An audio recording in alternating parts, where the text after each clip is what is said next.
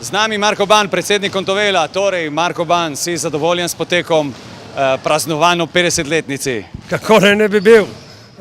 Program je bil zelo lep, zabaven, zanimiv, prisotnost in participacija publike tudi.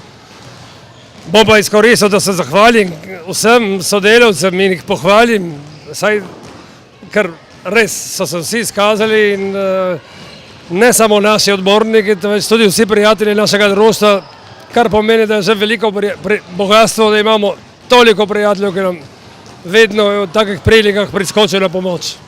In tako je bilo tudi tokrat. In kaj si izpostavil v svojem govoru, deli z našo publiko, torej glavne točke svojega nagovora ob 50-letnici?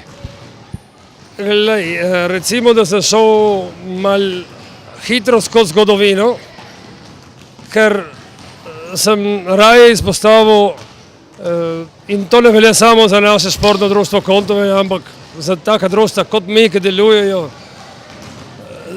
globoko korenjeni v teritorij, kjer pač so se ustanovila, na tale socialni aspekt, ki ga imajo dandanes tudi socialno korist, ki jo imajo dandanes športna društva in taka podobna v kontekstu družbenem, v katerem pač se razvijajo. Obnovi za naše gledalce še samo tisto geslo, ki si ga navedel v tem svojem govoru. Več treningov. Manj ulice.